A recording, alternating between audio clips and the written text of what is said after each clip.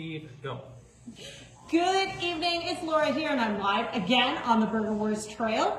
And we're in about week 3 of Burger Wars, and at this point we kind of like to give a little bit of information about behind the scenes about Burger Wars. And tonight I'm joined with 2 special guests who I'll introduce in a second, but we want to talk about where does the money from Burger Wars go? That's kind of like the big important question. Why are we doing this? What's all the point? So tonight I'll get you guys to introduce yourselves. Hi, I'm Rob Baker. I'm a learning support teacher with the school board.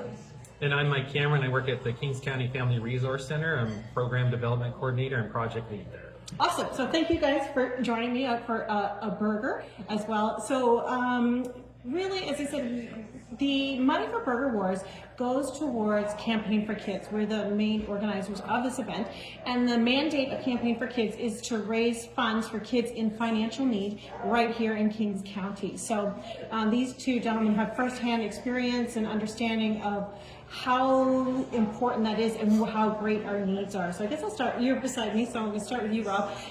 You're a school teacher and have been a teacher in a couple different schools, different grade levels, positions. You want to talk about what you see in your schools? And I think as a classroom teacher and as a learning support teacher, you really can't learn until you're feeling safe and you're feeling fed.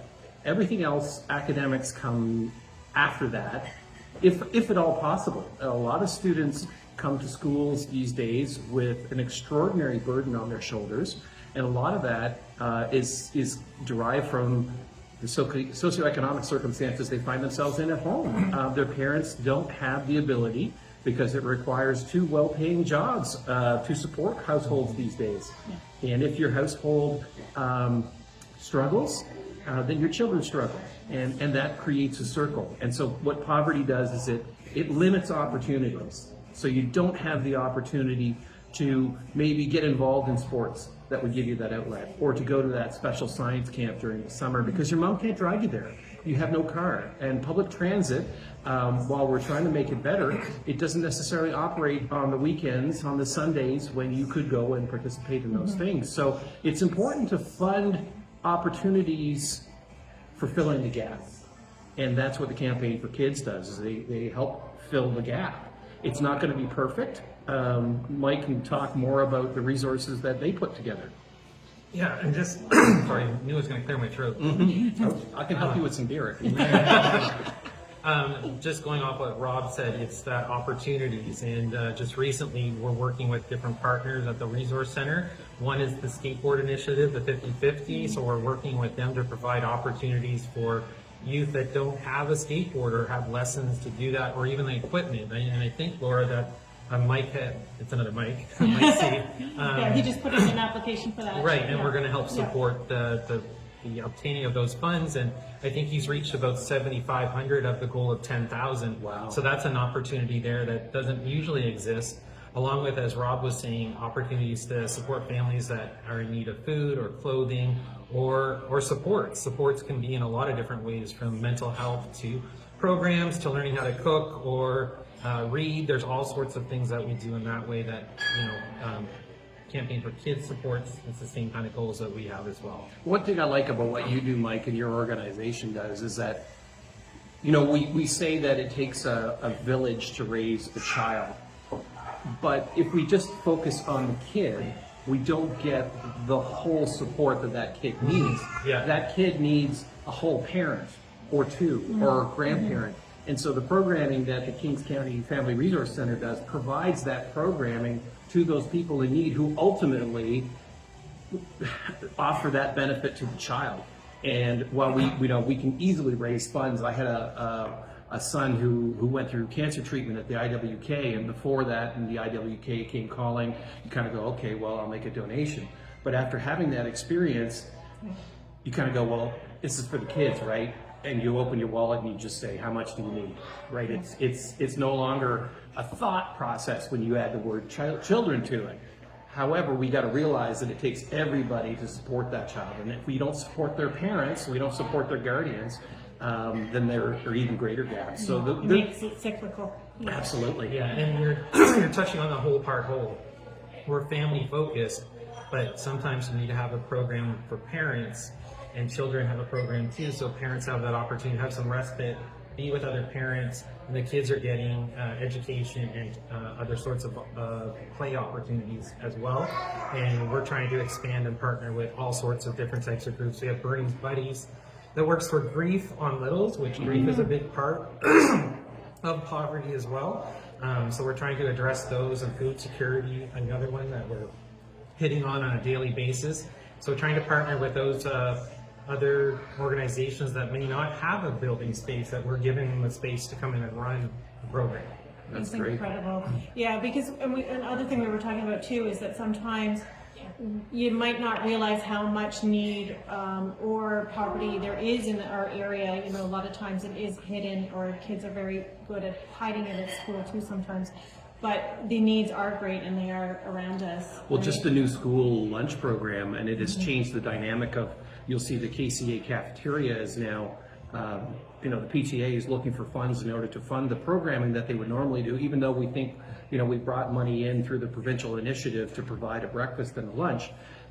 It puts a big fundraiser out of commission in that school. And so while you're trying to coordinate funds and supporting the kids, without the on the ground, in the village people doing the work, it can be very difficult to reach those goals. I like the schools where the burgers are here. Awesome. We're here at Maritime Express, and we are checking out the Popper Burger here. Yes. Awesome. Oh, yeah. I'll bring Thank you you the so sauce. much. Come around to the shop. I'll take Get this right one. in there. Yeah. Everybody, show the burgers. For Maritime Express. So. Nicely done. You got a bigger one? I think. Well, okay. That's it, Kaylee. Thank you very much. Thank you. Cheers. And just, I guess, the last final thing too, I wanted to Mike, to touch on too, is that the Kings County Family Resource Center does Fun Burger Wars event every year. Oh, Your yes. staff, you want to talk about that? Yeah, we got into it because we have a lot of foodies. So if we're at a staff meeting, you mentioned a burger or a hot dog, we're probably down that path.